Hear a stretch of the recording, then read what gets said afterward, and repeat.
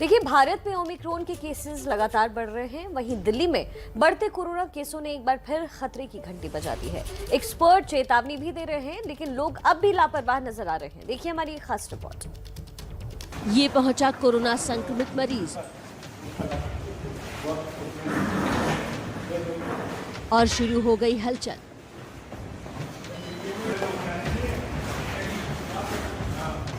तुरंत ही PPE kit पहनकर दौड़ पड़े स्वास्थ्यकर्मी।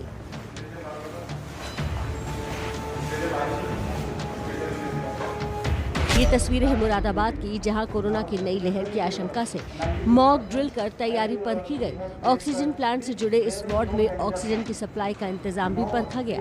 ये तैयारी इसलिए जरूरी है क्योंकि दिन ब दिन ओमिक्रॉन के चलते कोरोना की तीसरी लहर की आशंका जोर पकड़ रही है। We should prepare. We hope that things should not be that bad. We need more data because data is still not there and the cases are still few. But whenever there is a surge happening in other parts of the world, we have to monitor it closely and be prepared for any eventualities. AIIMS निदेशक रणदीप गुलेरिया की इस चेतावनी के मायने आपको दिल्ली के आंकड़ों से समझ में आएंगे। दिल्ली में कल कोरोना के 107 केस सामने आए। संक्रमण दर 0.17 पर पहुंच गई। ये बीते 6 महीनों में सबसे ज्यादा है। 25 जून को 115 कोरोना केस सामने आए थे, जबकि 22 जून को संक्रमण दर 0.19% थी। आंकड़ों के बढ़ने के साथ ही दिल्ली के कोविड बेडों और अलग अलग अस्पतालों की तैयारी शुरू हो गई है। प्रिकॉशनरी मेजर आज की डेट में अगर हम देखें तो जैसे केसेस बढ़ रहे हैं, हालांकि अभी कोई बहुत खतरे की का चिंता नहीं है, बट प्रिवेंशन करना और एक प्रिकॉशनरी मेजर में इस सेंटर को डिस्ट्रिक्ट एडमिनिस्ट्रेशन और दिल्ली सरकार की तरफ से इंस्ट्रक्शन है कि दोबारा से इस तरीके से बना दिया जाए कि अगर ज़रूरत पड़े तो हम इसको स्टार्ट कर सकें। वजह ये भी है कि तमाम कोशिशों के बाद भी लोग लापरवाह हैं। ये कल दिल्ली के लाजपत नगर मार्केट की तस्वीरें हैं, जहां लोग बिना मास्क और बिना सामाजिक दूरी के नजर आए। मुंबई में 31 दिसंबर तक धारा 144 लगा दी गई है ताकि भीड़ भाड़ न हो और लोग ओमिक्रॉन से सुरक्षित रहें। मुंबई में 10 दिसंबर तक ओमिक्रॉन के 18 केस आ चुके हैं, पर मुंबई की तस्वीरें दिखा रही हैं कि लोग मानने को तैयार नहीं। ओमिक्रॉन के केसेस जो है वो कई राज्य में आ चुके हैं। मास्क लगाने की जिम्मेदारी आपकी है? हाँ, जिम्मेदारी तो है सर। एक नागरिकता के नाते जिम्मेवारी है, गलती को मैं एक्सेप्ट करता हूँ। और नेक्स्ट टाइम हाँ, केसेस बढ़ रहे हैं और ये मास्क जरूरी है मैम। जरूरी है ना मास्क? जी हाँ, जरूरी। मास्क भी लगाना पड़ेगा। देश में ओमिक्रॉन के केस बढ़कर 150 के पास पहुंच गए हैं। ऐसे में सरकारें तैयारी बढ़ा रही है, लेकिन अपनी सुरक्षा की जिम्मेदारी आपकी ही है।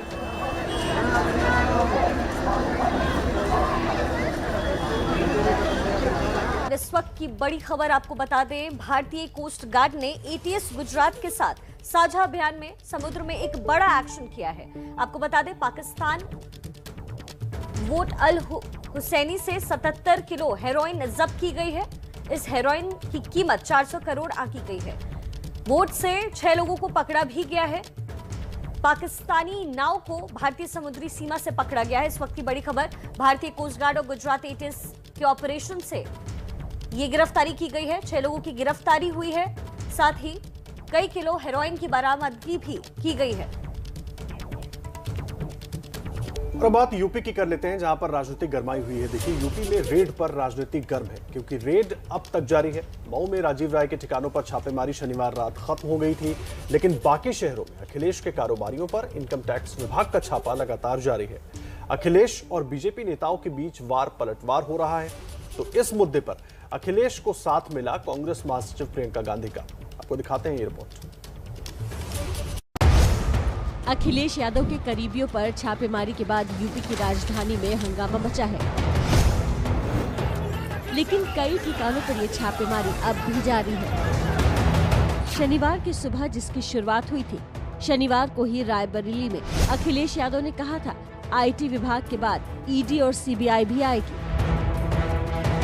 अब यही बात लखनऊ के पोस्टरों के जरिए कही जा रही है। छापेमारी को बीजेपी की बदले की कार्रवाई बताने वाली समाजवादी पार्टी ने लखनऊ ऑफिस के बाहर ऐसे होर्डिंग पोस्टर लगाए हैं जिस पर लिखा है, हमारे पास अखिलेश है, भाजपा के पास इनकम टैक्स, सीबीआई और ईडी है। अखिलेश की पार्टी नया इक्वेशन गढ़ रही है, income tax plus CBI plus ED equal to BJP. Akhilesh Yadav लगातार अपनी हर चुनावी सभा में प्रेस कॉन्फ्रेंस में कह रहे हैं कि बीजेपी जानबूझकर केंद्रीय एजेंसियों का इस्तेमाल कर रही है क्योंकि बीजेपी यूपी चुनाव में डरी हुई है। पहली बार देखने को मिल रहा है कि उत्तर प्रदेश में समाजवादी पार्टी की सरकार न बन जाए, इसके लिए इन संस्थाओं का भी इस्तेमाल होगा। पूरा देश जानता है कि जहां जहां चुनाव भारतीय जनता पार्टी हारने लगती है, इन संस्थाओं को आगे करती है। लेकिन सीएम योगी कह रहे हैं कि अगर किसी ने कुछ गलत किया है ही नहीं तो फिर हंगामा क्यों? कहीं चोर की दाढ़ी में तिनका तो नहीं। इनकम टैक्स के छापे पड़ रहे थे, लेकिन समाजवादी पार्टी को पीड़ा हो रही थी। तो एक व्यक्ति से मैंने पूछा, मैंने कहा ये सब क्यों हो रहा है? तो मीडिया के उस पत्रकार ने कहा साहब आपको मालूम नहीं, चोर की दाढ़ी में तिनका। मैंने कहा भी क्या मतलब? कहा कि 5 साल में किसी व्यक्ति की संपत्ति 200 गुना बढ़ जाएगी, क्या कोई इसके बारे में सोचता था क्या? लेकिन समाजवादी पार्टी की सरकार में सब देखने को मिलता था। अखिलेश यादव छापेमारी की टाइमिंग पर भी सवाल उठा चुके हैं। पूछा कि विभाग के पास कोई जानकारी नहीं थी तो चुनाव से पहले ही छापा क्यों पड़ा, पहले या बाद में क्यों नहीं? इस पर बीजेपी सांसद साक्षी महाराज का जवाब बहुत सीधा है। ये टाइमिंग क्या होता है इसके बारे में विश्लेषण करने की आवश्यकता नहीं है। जब जागे तभी सवेरा। किसी के बारे में जब पता चलेगा तभी छापा डाला जाएगा। बिना सुराग के, बिना जब तक हमारे पास पुख्ता साक्ष्य नहीं होंगे तो छापा कैसे डाला जा सकता है? तो जब साक्ष्य मिले छापा डाला जाता है। लेकिन इस मामले में अखिलेश यादव को कांग्रेस का साथ मिल रहा है।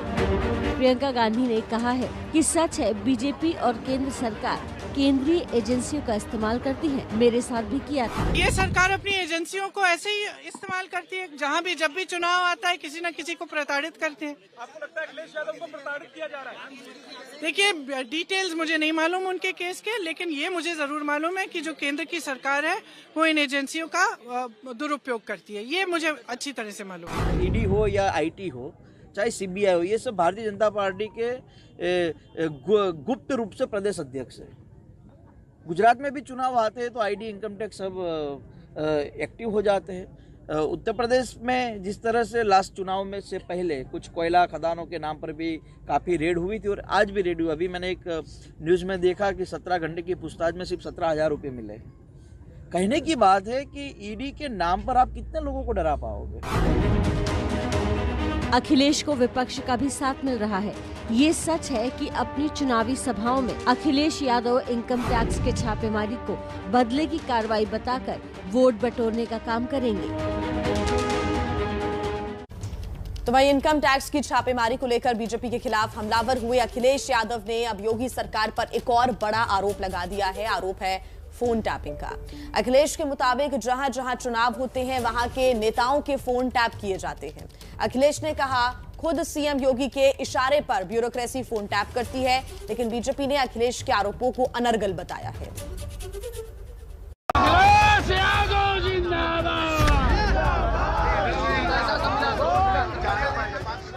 तोड़ दी गई, बिस्तर फाड़ दिया गया, सोफा फाड़ा है। जोड़ोगे तो मेरे ख्याल से 76,000 60,000 था, 76,600 रुपये थे। उत्तर प्रदेश की जनता आपको हटाने जा रही है। हम लोग तो केवल एक माध्यम हैं, लेकिन उत्तर प्रदेश की जनता ने तय कर लिया है कि उत्तर प्रदेश से अनिवार्य की सरकार हटाई जाएगी। 5 साल में किसी व्यक्ति की संपत्ति 200 गुना बढ़ जाएगी, क्या कोई इसके बारे में सोचता था क्या? लेकिन समाजवादी पार्टी की सरकार में सब देखने को मिलता है। इन्वेस्टिगेशन के दौरान में तमाम उन्होंने ऐसी बातें कही और पूछी जो मैंने फोन पर ही किया था। आप सीडीआर से ये तो पता कर सकते हो कि किसने कब किसको कहाँ फोन किया था, लेकिन जब तक फोन रिकॉर्डिंग नहीं है मैंने क्या बात किया था आप तो नहीं बता सकते हो। एसपी नेता राजीव राय के मुताबिक मऊ में आईटी विभाग की छापेमारी के दौरान अधिकारियों को कहीं ऊपर से फोन आया था। राजीव राय के इसी बयान को क्लू मानकर अखिलेश यादव ने बीजेपी के ऊपर फोन टैपिंग का बड़ा आरोप लगा दिया। यहां तक कह दिया कि यूपी के सीएम खुद फोन की रिकॉर्डिंग सुनते हैं। हमारे जितने भी फोन हैं समाजवादी पार्टी के कार्यालय के या हमारे संबंधित जितने लोग भी हैं उनके मोबाइल को सुना जा रहा है, सबको लिसनिंग पे लगाया हुआ है और मुख्यमंत्री खुद शाम को कुछ की रिकॉर्डिंग सुनते हैं। इसलिए आप लोग भी सावधान रहें, अगर हमसे संपर्क करते हो, फोन करते हो तो ये मान के चलना कि आपकी रिकॉर्डिंग है। अखिलेश यादव ने ब्यूरोक्रेसी को भी निशाने पर लिया। आईएएस का नया चुनावी मतलब बताया, इनविजिबल आफ्टर सरकार। अखिलेश यादव ने सीएम योगी के इशारे पर नौकरशाही पर फोन टैप करने का आरोप लगाया तो प्रियंका गांधी ने भी इस आरोप का समर्थन कर दिया। सरकार का कर्तव्य क्या होता है? विकास कराए, जनता की समस्याओं को समझे, उनको सुलझाए, जो अत्याचार हो रहे हैं उनको रोके। इसके बजाय ये सरकार लोगों के फोन टैप करने के लिए बैठी हुई है। मतलब आप समझ सकते हैं कि अपना काम करने के बजाय कमरे में बैठ के आप विपक्ष के दलों के फोन सुन रहे हैं। अब आप बताइए। बिना गठबंधन के ही कांग्रेस एसपी के साथ मिलकर बीजेपी को घेर रही है, लेकिन बीजेपी मजबूती के साथ योगी का बचाव कर रही है। अखिलेश के आरोपों को अनर्गल बता रही है। अनर्गल आरोप है, लेकिन इसका जवाब तो सरकार देगी। ये सरकार और विपक्ष की लड़ाई है और ये लड़ाई चुनाव के समय बढ़ जाती है। भारतीय जनता पार्टी की जो बढ़त है, जो लोकप्रियता है, वह विपक्ष को हजम नहीं आ रहा है, तो अनर्गल आरोपों के द्वारा जनता का ध्यान भटकाना चाहती है। कांग्रेस प्रवक्ता ने यूपी में अखिलेश के आरोपों को पेगासस जासूसी कांड से जोड़ दिया। पेगासस एक हथियार है लोकतंत्र को कमजोर करने का। उस हथियार का प्रयोग हुआ विपक्षी दलों के नेताओं के खिलाफ, उस हथियार का प्रयोग हुआ मुख्य चुनाव आयुक्त के खिलाफ, उस हथियार का प्रयोग हुआ सुप्रीम कोर्ट के रजिस्ट्रार के खिलाफ, उस हथियार का प्रयोग हुआ मीडिया के जो बड़े जर्नलिस्ट हैं उनके खिलाफ। जब आप लोकतंत्र के चारों आधार, लेजिस्लेटिव, एग्जीक्यूटिव, जुडिशरी और मीडिया, चारों की स्पाईवेयर, चारों के खिलाफ पेगासस नाम का हथियार प्रयोग करते हो तो आप पूरे लोकतंत्र को कमजोर करने का काम करते हो। अब एक ऐसी खबर आपको दिखाते हैं जिसको देखकर आपको भी गर्व महसूस होगा। जब गांव की बेटी फौज की ट्रेनिंग करके लौटी तो ढोल और नगाड़ों से उनका जमकर स्वागत किया गया। देखिए हमारी ये रिपोर्ट।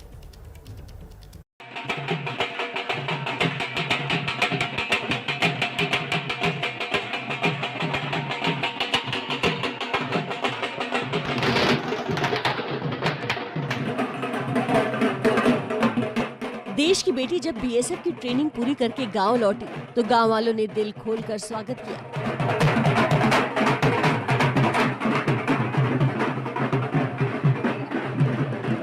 मध्य प्रदेश के राजगढ़ जिले के पिपलावा गांव में बेटी को घोड़े पर बैठाकर पूरी शान से गांव घुमाया गया।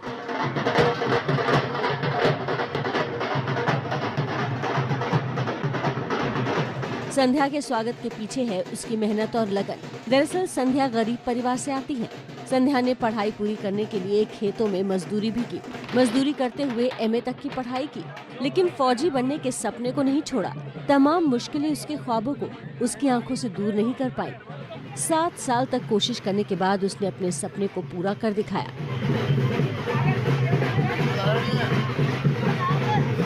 यही वजह है कि मजदूर की बेटी का ख्वाब पूरे गांव के लिए मिसाल बन गया और लोगों ने इस भव्य तरीके से स्वागत किया।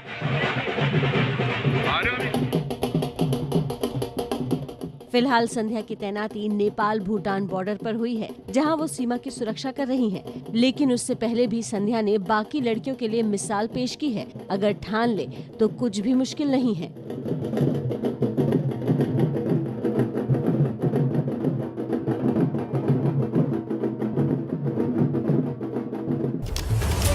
नमस्ते भारत में खबरें लगातार जारी हैं। देखिए अब बात कर लेते हैं कड़कड़ाती ठंड की। पूरा उत्तर भारत जो है वो शीतलहर की चपेट में है। राजधानी दिल्ली में रविवार को इस मौसम का सबसे ठंडा दिन रहा। कश्मीर, हिमाचल, उत्तराखंड जैसी पहाड़ी राज्य ही नहीं बल्कि राजस्थान और एमपी में भी कड़ाके की ठंड से हाल बेहाल है और आने वाले 3 दिनों तक राहत मिलने के आसार भी नहीं दिख रहे। पहाड़ों पर जमकर हुई बर्फबारी, पहाड़ बन गए फ्रीजर और उत्तर भारत हो गया फ्रिज की तरह ठंडा। टूट गए पिछले रिकॉर्ड, मौसम की हैरान करने वाली करवट। दिल्ली में दर्ज हुआ रिकॉर्ड तोड़ तापमान। 19 की रात को तापमान 3.4 डिग्री दर्ज किया गया। Delhi today lowest is Lodi Road, 4.6 is Safdarjung also, and Lodi Road is 3.4. So cold wave is also over. इसकी वजह है कि देश के पहाड़ी राज्यों जम्मू कश्मीर, लद्दाख, हिमाचल और उत्तराखंड में बीते कई दिनों से जमकर बर्फबारी हो रही है। लद्दाख में बर्फबारी के बाद तापमान लगातार दूसरी रात -6 डिग्री रिकॉर्ड किया गया। यही हाल जम्मू कश्मीर का नजर आया। मौसम का ये हाल हैरान करने वाला है, क्योंकि जम्मू कश्मीर और लद्दाख में 21 जनवरी को 40 दिन का चिल्ले कला शुरू होता है, यानी कड़ाके की सर्दी का सीजन। लेकिन इस बार 18 और 19 तारीख को ही ऐसी सर्दी शुरू हो गई है जो आमतौर पर साल के आखिरी दिनों में होती है। मौसम का ये रूप उत्तराखंड में भी नजर आया। बिना बर्फबारी के भी यमुनोत्री धाम में यमुना नदी के उद्गम स्थल में ही यमुना नदी जम गई है। ये पहली बार होगा जब बिना बारिश और बर्फबारी के यमुनोत्री धाम में अधिकतम तापमान 3 डिग्री और न्यूनतम तापमान 10 डिग्री तक पहुंच गया हो। पानी ने पूरी तरह जमकर बर्फ का रूप ले लिया।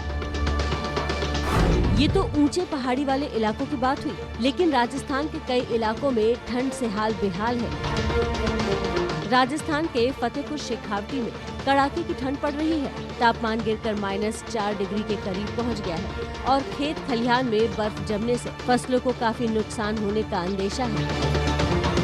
10 साल में ऐसा पहली बार हुआ है जब रविवार को पारा गिरकर -4 डिग्री तक पहुंचा। बर्फबारी के चलते पूरा उत्तर भारत शीतलहर की चपेट में है। वहीं एमपी, झारखंड और छत्तीसगढ़ तक ठिठुरन महसूस की जा रही है। ठंड का कहर देखिए, मंदिर में भगवान को भी गर्म कपड़े पहनाए गए। मध्य प्रदेश के भोपाल में एक मंदिर में सभी भगवानों को गर्म कपड़े पहनाए गए। मौसम विभाग के मुताबिक पश्चिमी भारत पूरी तरह से शीतलहर की चपेट में है और अगले 3 दिनों तक इससे राहत मिलने की उम्मीद नहीं है। अगले 2 दिनों में उत्तराखंड के कुछ इलाकों और पंजाब तथा हरियाणा में 23 से 24 दिसंबर को घना कोहरा भी छाया रह सकता है। मौसम खराब है, इसलिए आप भी सावधान रहिए।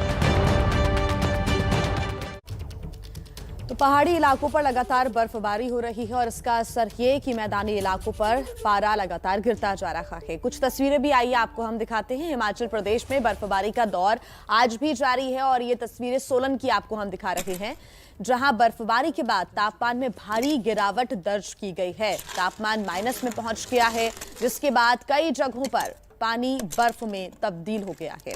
और मौसम विभाग की माने तो आने वाले कुछ दिन इसी तरह के बने रह सकते हैं। कोई राहत फिलहाल नहीं दिखती हुई नजर आ रही है। हिमाचल प्रदेश के सोलन की ये तस्वीरें आपके सामने, और पहाड़ों पर लगातार बर्फबारी की वजह से मैदानी इलाकों पर भी पारा लुढ़क रहा है। तो ये तस्वीरें आपको दिखा रहे हैं जहां पानी बर्फ में तब्दील हो गया है, और ये बताने के लिए काफी है कि पारा किस प्रकार से लगातार लुढ़कता जा रहा है। पहाड़ों पर जमकर बर्फबारी हुई है। और दूसरी तस्वीर आप दिल्ली की देख रहे हैं। अब देखिए, इसका असर मैदानी इलाकों पर पड़ रहा है। यही वजह है कि पूरे उत्तर भारत में लगातार पारा लुढ़कता जा रहा है और सर्दी बढ़ती जा रही है। दिल्ली में सर्दी का सितम कुछ ऐसे देखने को मिल रहा है। आप तस्वीरें देख सकते हैं, पहाड़ों पर जमकर बर्फबारी हो रही है। हालांकि इस दौरान पर्यटक भी काफी खुश नजर आ रहे हैं। जो पर्यटन के लिए गए हुए हैं, उनमें बर्फ को देखकर काफी आनंद वो इस बर्फ का उठा रहे हैं, लेकिन मैदानी इलाकों पर ये सर्दी सितम भी ढा रही है। बात करेंगे पंजाब की। देखिए, पंजाब में 2 दिन के अंदर बेअदबी के 2 मामलों से हड़कंप मचा हुआ है। चुनावी माहौल में 2 दिन में बेअदबी के आरोप में 2 युवकों की पीट कर हत्या कर दी गई। मामले की जांच अब एसआईटी के जिम्मे है, लेकिन नए खुलासों के बाद बेअदबी की मंशा और लिंचिंग पर कई सवाल खड़े हो रहे हैं। पंजाब में 2 दिन में बेअदबी के 2 मामले। स्वर्ण मंदिर में ग्रिल फांदकर कूदा शख्स, भीड़ की पिटाई से हुई मौत। कपूरथला में भी युवक पर बेअदबी का कथित आरोप, पिटाई से गई जान। पंजाब में इन दोनों घटनाओं से एक बड़ा सवाल खड़ा हो गया है। सवाल ये कि क्या चुनाव से पहले पंजाब के माहौल को खराब करने की साजिश रची जा रही है। सबसे पहले बात अमृतसर के दरबार साहिब की। फिलहाल पुलिस बेअदबी मामले में मुकदमा दर्ज कर जांच में जुटी है। पुलिस युवक की पहचान करने की कोशिश कर रही है, लेकिन अब तक की जांच से जो खुलासा हुआ है वो चौंकाने वाला है। एंटर किया है और 6 बजे के आसपास का इंसिडेंट है, तो 6-7 घंटे, करीब 7 घंटे he was inside the building. Gill ने बताया कि सीसीटीवी की फुटेज से पता चला है कि घटना से पहले युवक करीब 6 से 7 घंटे तक स्वर्ण मंदिर में मौजूद था। कुछ घंटे तक अकाल तख्त के सामने सोया भी था। पुलिस के इस दावे से माहौल खराब करने की साजिश की आशंका को बल मिल रहा है। इसी आशंका को लेकर पुलिस अधिकारियों के साथ डिप्टी सीएम सुखजिंदर सिंह रंधावा ने अहम बैठक भी की। दूसरी तरफ कपूरथला बेअदबी मामले में जांच कर रही पुलिस ने गुरुद्वारे के ग्रंथी और उनके बेटों को हिरासत में लिया था, जिसके बाद स्थानीय लोगों ने सड़क जाम कर ग्रंथी और उसके बेटे को छोड़ने के लिए दबाव बनाया। मजबूरन 2-3 घंटों की पूछताछ के बाद पुलिस ने ग्रंथी और उसके बेटों को छोड़ दिया। तो वहीं कपूरथला मामले की जांच कर रही पंजाब पुलिस का क्या कहना है, वो सुनिए। गुरुद्वारा साहब गए हैं, फर्स्ट फ्लोर ते गए हैं। गुरुद्वारा साहब च श्री गुरु ग्रंथ साहब देखा है, जिवें गुरु ग्रंथ साहब सुखासन कीता सी उंज सुखासन है। उन्हां दा जिहड़ा श्री गुरु ग्रंथ साहब जी दा जिहड़ा सुखासन वाला कमरा एज इट सिंटैक्स सी, किते कोई छेड़खानी नहीं हुई। और सुन लो, गुरुद्वारा साहब वाले पोर्शन च कोई भी सैक्रिलेज इवेंट की नज़र नहीं आया, नो विजिबल साइन, बकायदा उसकी वीडियोग्राफी हुई। इस बयान से तो सवाल बेअदबी के आरोप पर भी खड़े हो रहे हैं। पुलिस अभी मामले की जांच कर रही है। वहीं पंजाब कांग्रेस के अध्यक्ष और सुपर सीएम के रोल में नजर आने वाले सिद्धू ने बेअदबी के मामले में फांसी की सजा की मांग कर डाली। किते भी बेअदबी होवे, चाहे कुरान शरीफ दी होवे, चाहे भगवत गीता दी होवे, चाहे गुरु ग्रंथ साहब दी होवे, सामने लोकां दे लिया के फाहा ला देना चाहिए। कॉन्स्टिट्यूशन दी सब तो बड़ी सजा देनी चाहिए।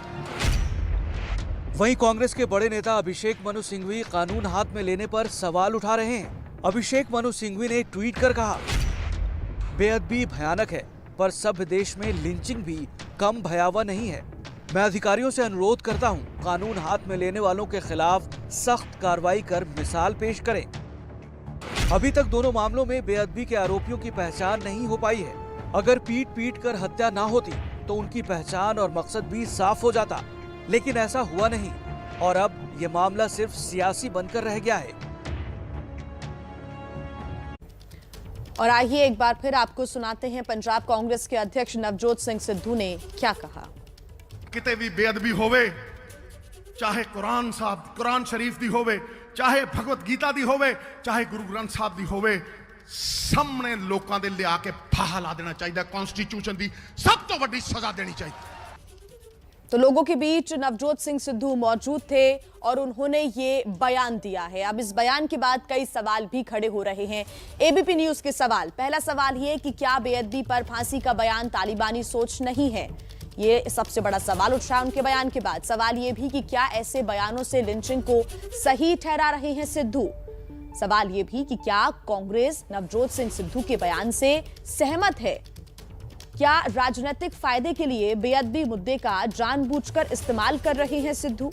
क्योंकि जो उन्होंने बयान दिया उसके बाद ये सवाल उठ रहे हैं कि राहुल प्रियंका अपने पिता के हत्यारों को फांसी के समर्थन में नहीं थे। सिद्धू के बयान पर अब वो आखिर आगे क्या कहेंगे, उनकी क्या प्रतिक्रिया रहती है? क्या मौजूदा कानून को पर्याप्त नहीं मानते हैं सिद्धू? तो ये तमाम वो सवाल हैं जो कि सिद्धू के बयान के बाद अब उठ रहे हैं। हालांकि इस पर आगे क्या प्रतिक्रियाएं मिलती हैं देखना होगा और सीधे तौर पर प्रियंका गांधी, राहुल गांधी, कांग्रेस के दूसरे नेताओं की क्या प्रतिक्रियाएं रहती हैं इस पर भी नजर बनी रहेगी। देखिए, 5 राज्यों में चुनावी बिगुल बज चुका है और इस चुनावी समर में कई तरह के बयानवीर भी अब सामने आ रहे हैं और इस कड़ी में नया नाम जुड़ गया है यूपी बीजेपी के नेता विनीत शारदा का। क्या कहा उन्होंने, आइए आपको सुनाते हैं। समाजवादी पार्टी के शासन में लूट, डकैती, हत्या, रंगदारी, चोट वसूली से उत्तर प्रदेश चल रहा था। उत्तर प्रदेश को 25 वर्ष पीछे किया तो अखिलेश बाबू और उनके रावण रूपी राक्षसी शासन ने किया। जनता देख रही है अपने श्री राम की ओर, अपने लक्ष्मण की ओर, अपने हनुमान की ओर। श्री राम के रूप में मोदी है, हनुमान के रूप में अमित शाह है, तो लक्ष्मण के रूप में योगी है। प्रधानमंत्री मोदी को राम, मुख्यमंत्री योगी आदित्यनाथ को लक्ष्मण और देश के गृह मंत्री अमित शाह को हनुमान बताने वाले ये है यूपी बीजेपी के व्यापार प्रकोष्ठ के प्रदेश संयोजक विनीत शारदा। समाजवादी पार्टी के शासन में लूट, डकैती, हत्या, रंगदारी, चोट वसूली से उत्तर प्रदेश चल रहा था। उत्तर प्रदेश को 25 वर्ष पीछे किया तो अखिलेश बाबू और उनके रावण रूपी राक्षसी शासन ने किया। जनता देख रही है अपने श्री राम की ओर, अपने लक्ष्मण की ओर, अपने हनुमान की ओर। श्री राम के रूप में मोदी है, हनुमान के रूप में अमित शाह है, तो लक्ष्मण के रूप में योगी है। अखिलेश पर हमला करने के चक्कर में शारदा ऐसे बहे कि तारीफों की झड़ी लगा दी। अब सबको ये पता है कि यूपी में चुनाव है, लिहाजा नेताजी को नंबर बढ़ाने हैं। पीएम मोदी और सीएम योगी के सामने चेहरा भी चमकाना है। उम्मीदवारों के नामों का ऐलान हुआ नहीं है, तो सवाल ये है कि क्या टिकटों पर भी निशाना है? कुर्सी का खेल जो न कराए। इससे पहले यूपी विधानसभा में भी पिछले महीने ही बजट पेश करते हुए राज्य के वित्त मंत्री सुरेश खन्ना ने मुख्यमंत्री योगी आदित्यनाथ को राजनीति का राम बताया था। सही है, ये बिल्कुल सही है। ये तो राजनीति के राम है, राजनीति के राम। मनोहर सही है, ये बिल्कुल सही है। ये तो राजनीति के राम है, राजनीति के राम। इस पर भी जमकर हंगामा हुआ था। राजनीति में अपने बॉस को खुश करने के लिए नेताजी कुछ भी करने को तैयार है, फिर चाहे इससे लोगों की आस्था को चोट पहुंचे या लोग नाराज हो जाएं, नेताजी को क्या फर्क पड़ता है।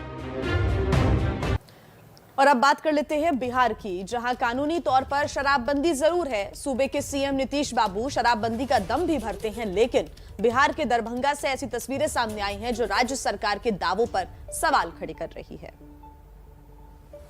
मैं नीतीश कुमार आज दिनांक 26/11/2021 को ज्ञान भवन पटना के प्रांगण में सत्यनिष्ठा के साथ यह शपथ लेता हूं कि मैं आजीवन शराब का सेवन नहीं करूंगा। लग रहा है कि नीतीश बाबू का शपथ का दांव भी काम नहीं आया। बिहार के दरभंगा मेडिकल कॉलेज के सामने आई इन तस्वीरों ने बिहार का सच सामने रख दिया है।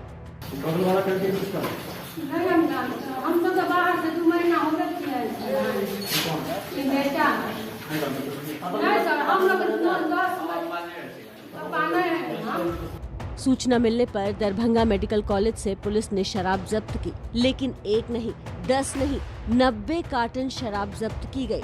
मौके पर शराब कारोबारी और वाहन चालक समेत 5 लोगों को गिरफ्तार किया गया। के बॉयज हॉस्टल के पास में एक कैंटीन में शराब रखे होने की सूचना मिली थी। इस पर छापामारी की गई तो यहाँ से 99 कार्टून शराब बरामद हुई है। पिकअप में एक ड्राइवर शराब लेके आया था, वो ड्राइवर गिरफ्तार हुआ है। एक व्यक्ति जिसने शराब यहाँ मंगाई थी, पहुँचवाई थी, वो गिरफ्तार हुआ है। इसके अलावा मेस संचालन करने वाले 3 लोग और गिरफ्तार हुए हैं। टोटल 5 लोगों की गिरफ्तारी हुई है। इनसे पूछताछ की जा रही है कि शराब कहाँ से लाए थे और इसका उपयोग कहाँ होना था। खतरनाक ये है कि शराब को मेडिकल कॉलेज में छिपाया जा रहा है। बॉयज हॉस्टल के मेस में शराब के कार्टन रखे जा रहे हैं, जो मामले की गंभीरता को बता रहा है।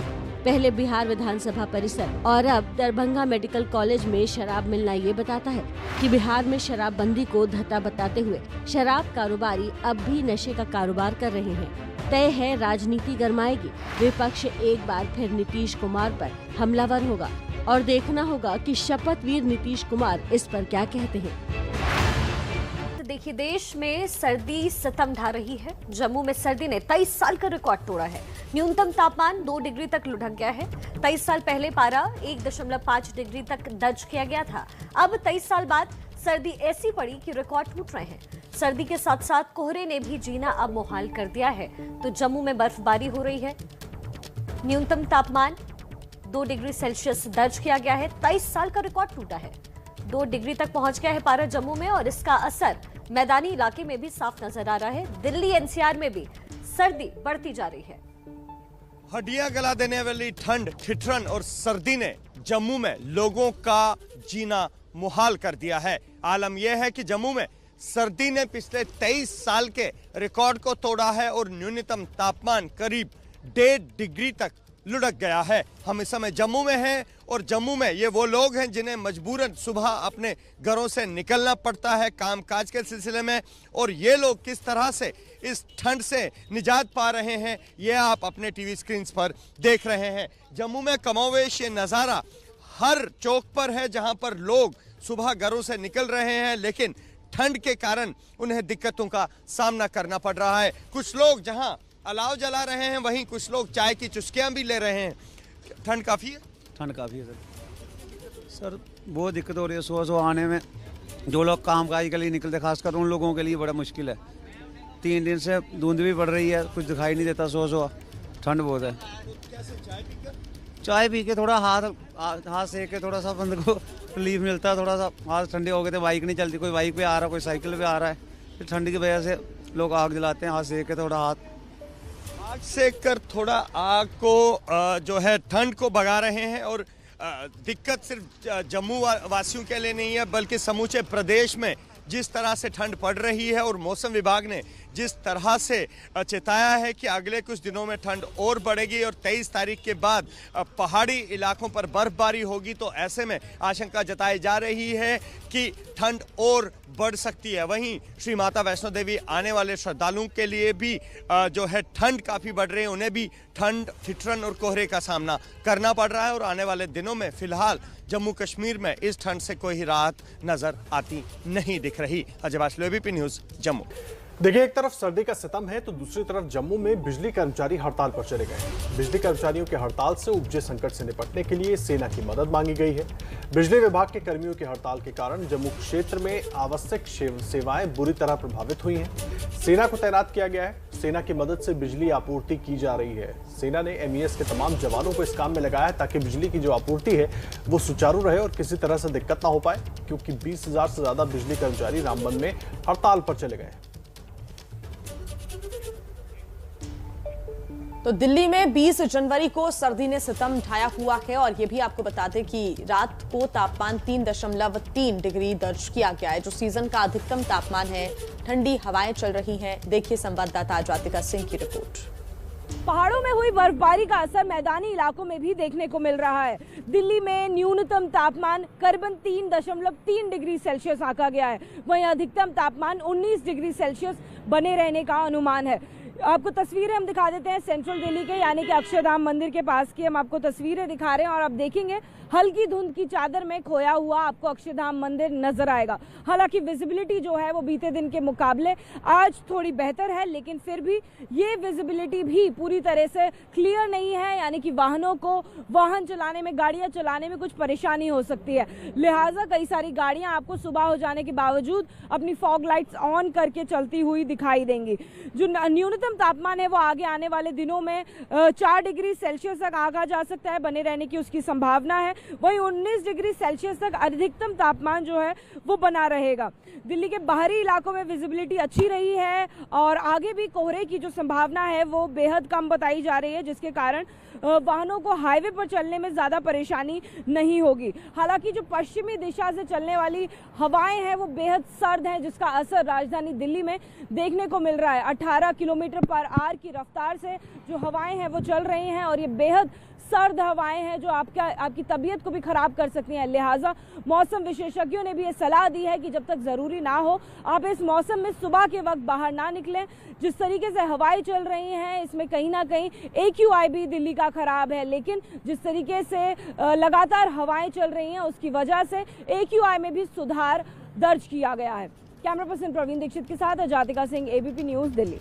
और देखिए, इसके पहले 18 दिसंबर को सबसे ठंडा दिन दर्ज किया गया था और आज यानी कि 20 दिसंबर को सबसे कम पारा दर्ज किया गया है, जो कि 3.3 सेल्सियस है। ऐसे में एहतियात बरतने के लिए विशेषज्ञ भी कह रहे हैं। जी जी, देखिए अब सर्दी है तो शीतकालीन सत्र भी चल रहा है, लेकिन शीतकालीन सत्र में सियासी माहौल बिल्कुल गर्माया हुआ है। राज्यसभा से 12 सांसदों को निलंबित किया गया था। विपक्ष इसके विरोध में संसद परिसर में कई बार प्रदर्शन भी कर चुका है। अब सरकार ने इस गतिरोध को दूर करने के लिए कदम उठाया है। आज सुबह 10 बजे विपक्षी पार्टियों के नेताओं के साथ मीटिंग होने वाली है, लेकिन विरोध इस बात पर भी है कि विपक्ष की कितनी पार्टी को मीटिंग में बुलाया गया है। राज्यसभा में 12 सांसदों के निलंबन मामले में सरकार ने आज विपक्षी पार्टियों को बैठक के लिए बुलाया है। विपक्ष के साथ सरकार की इस बैठक में उन पार्टियों के नेताओं को बुलाया गया है जिनके सांसद निलंबित किए गए थे। लेकिन उससे पहले जानकारी के मुताबिक सुबह 9:45 बजे विपक्ष के नेताओं की भी एक बैठक होगी, जिसमें आगे की रणनीति पर चर्चा होगी। फैसला लिया जाएगा कि सरकार की बैठक में शामिल हो या नहीं। विपक्ष की आपत्ति इस बात पर है कि सरकार ने सिर्फ 4 पार्टियों के नेताओं को ही मीटिंग के लिए बुलाया है। कांग्रेस के मल्लिकार्जुन खड़गे ने ये नाराजगी जाहिर करते हुए संसदीय कार्य मंत्री प्रहलाद जोशी को चिट्ठी भी लिखी है, जिसमें कहा है कि विपक्ष एकजुट है, लेकिन सरकार ने सिर्फ 4 पार्टियों को ही बातचीत के लिए बुलाया है। ये दुर्भाग्यपूर्ण है।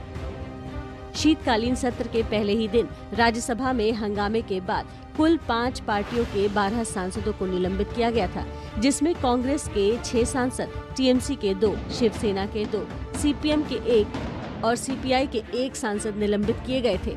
आपको बता दें कि शुक्रवार को राज्यसभा की कार्यवाही स्थगित करते हुए उप सभापति वेंकैया नायडू ने सरकार और विपक्ष दोनों से ही मिल बैठकर इस मामले को सुलझाने की अपील की थी।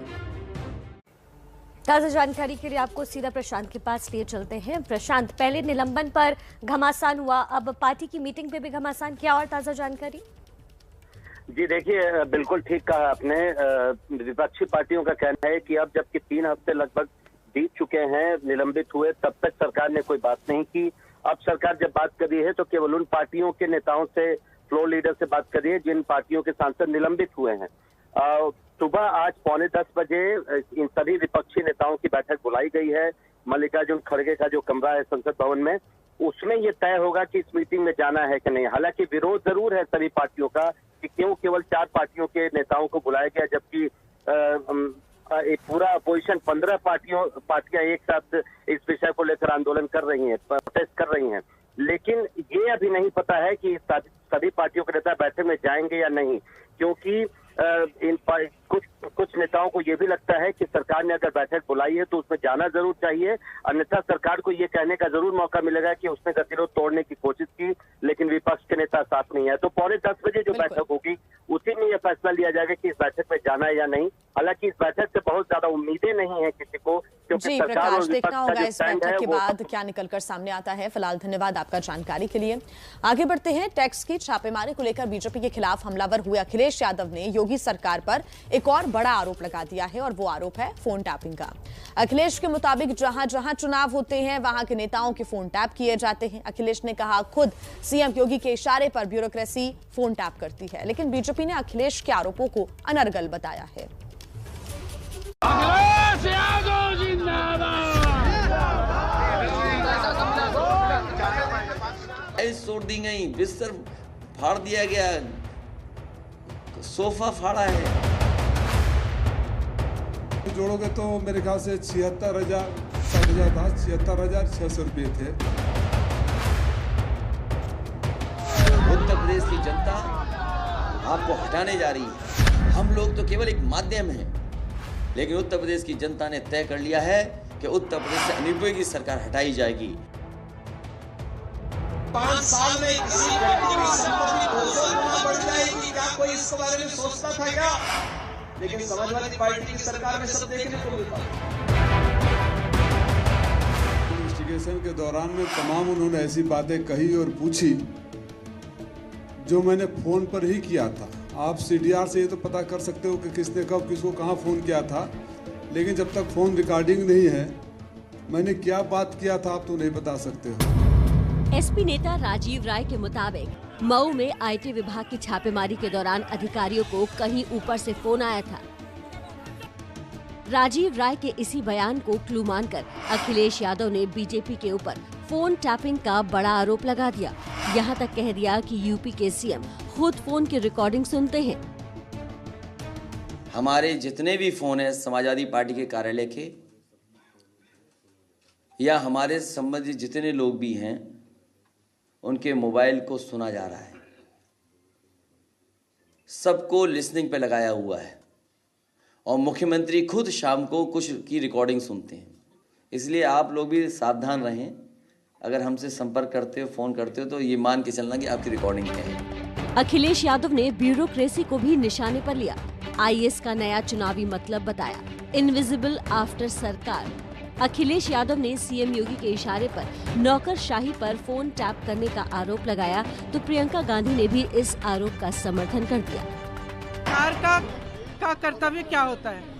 विकास कराए, जनता की समस्याओं को समझे, उनको सुलझाए, जो अत्याचार हो रहे हैं उनको रोके।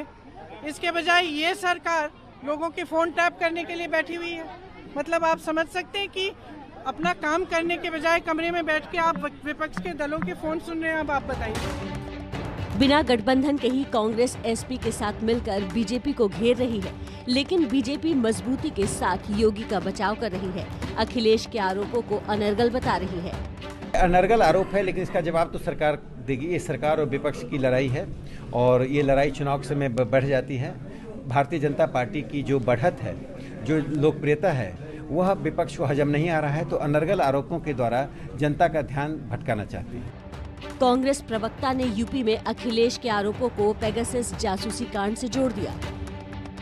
पेगासस एक हथियार है लोकतंत्र को कमजोर करने का। उस हथियार का प्रयोग हुआ विपक्षी दलों के नेताओं के खिलाफ, उस हथियार का प्रयोग हुआ मुख्य चुनाव आयुक्त के खिलाफ, उस हथियार का प्रयोग हुआ सुप्रीम कोर्ट के रजिस्ट्रार के खिलाफ, उस हथियार का प्रयोग हुआ मीडिया के जो बड़े जर्नलिस्ट हैं उनके खिलाफ। जब आप लोकतंत्र के चारों आधार, लेजिस्लेटिव, एग्जीक्यूटिव, जुडिशरी और मीडिया, चारों की स्पाईवेयर, चारों के खिलाफ पेगासस नाम का हथियार प्रयोग करते हो, तो आप पूरे लोकतंत्र को कमजोर करने का काम करते हो। और आज दिल्ली में केंद्रीय गृह राज्य मंत्री टेनी की तलाश होगी, वो भी संसद भवन के भीतर या बाहर। सत्ता के नशे में खुलेआम पत्रकारों को धमकाने वाले अजय मिश्रा टेनी अचानक गायब हो गए हैं। एबीपी न्यूज लगातार ये सवाल उठा रहा है कि गाली देने वाले टेनी की कुर्सी कब जाएगी। तो विपक्ष का आरोप है कि सरकार जानबूझकर टेनी को बचा रही है और इसी आरोप के साथ आज संसद में फिर टेनी के नाम पर संग्राम के आसार है। पिछले कुछ दिनों से गायब हैं गालीबाज मंत्री अजय मिश्रा टेनी। न अपने क्षेत्र में नजर आए, न मंत्रालय के ऑफिस में।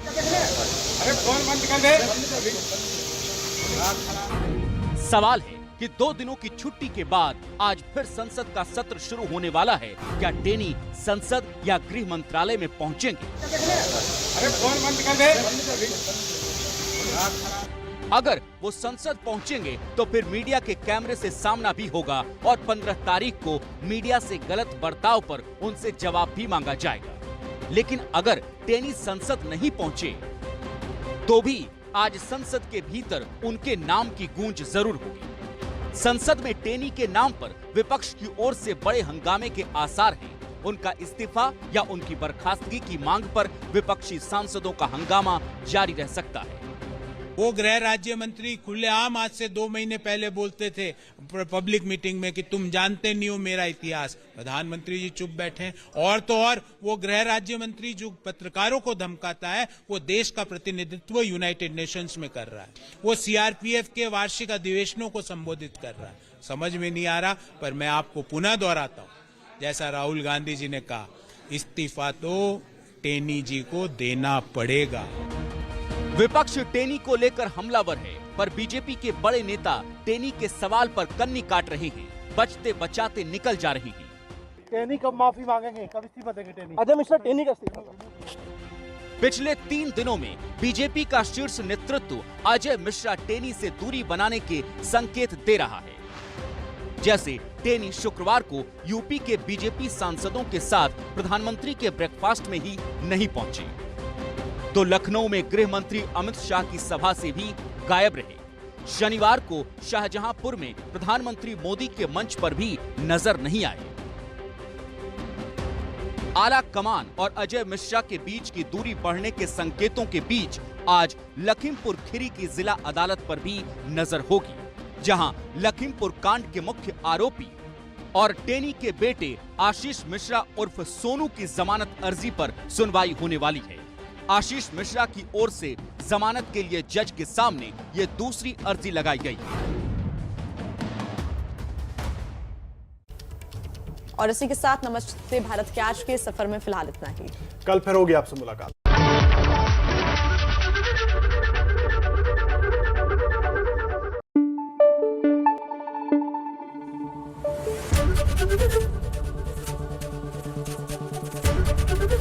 एबीपी न्यूज आपको रखे आगे।